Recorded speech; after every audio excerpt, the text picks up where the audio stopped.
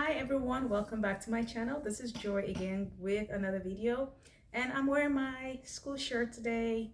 I'm a teacher and we're back to school, so that's why I'm wearing my school shirt, because I went to work today. We're getting ready for the kiddos to come back to learning.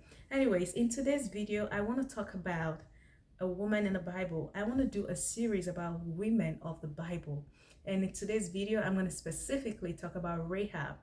So, if you don't know the story of Rahab, I'm going to go ahead and just summarize it real quick, because I want to get to the message really quickly. So, you will find our story in Joshua chapters 2 and 3. Rahab was a woman from Jericho, and when the children of Israel came out of Egypt, when God brought them out of Egypt, you know how when God brought the children of Israel out of Egypt, how they passed through the Red Sea, and how God started giving them lands. God started driving out people, pagan nations and nations that were idol worshippers. God started driving them away to give those lands to the children of Israel. So, on this particular occasion, Joshua, who was now the leader of Israel after Moses had died, when they came close to Jericho, he sent two spies to go in and spy the land of Jericho to see how the land was before they would go and start taking over it. So they went into Jericho and came into the house of a woman called Rahab. When Rahab saw the spies, Rahab told them, I already know. I know why you guys are here. I've heard of all the wonderful things that God has done for you guys, how he made you guys pass through the Red Sea on dry ground, and how he gave you the lands of other people. And I know that he has given you this land. I know that's why you're here. So what did Rahab do? Rahab didn't say, I know you're here to take over my land, so this is the door. Get out of my house. No. Rather, Rahab said, I am going to help you guys. But when you come here, remember me, remember my family, my brothers and my sisters. Why did she say that? Because she was sensitive. She was sensitive. She knew what God was doing. So Rahab ended up hiding the spies, and she didn't expose them, she hid them.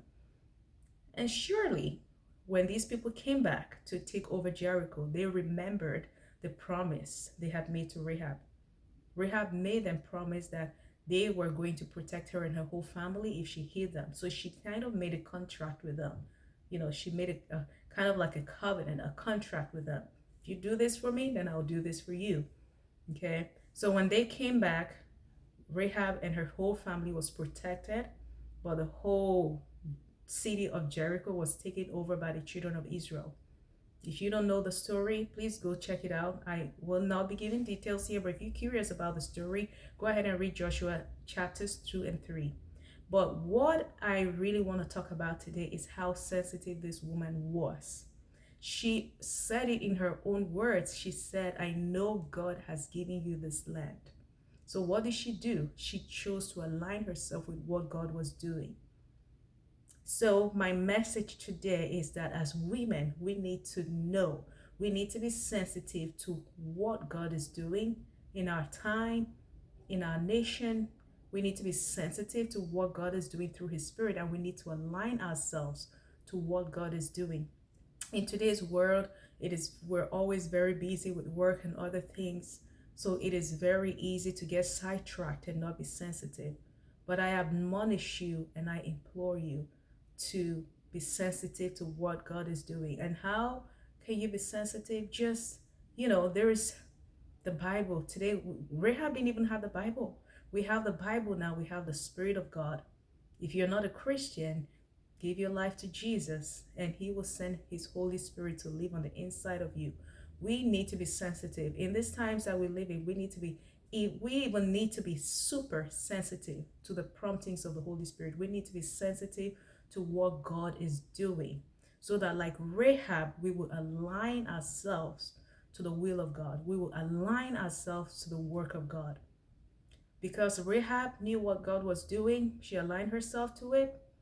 She became part of the genealogy of Jesus.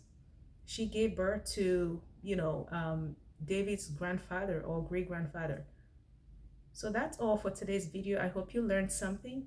Align yourself with what God is doing. And if you don't know what God is doing, pray and ask him to show you what he's doing at this time so that you can align yourself, whether in your nation, in your family. Tell him to show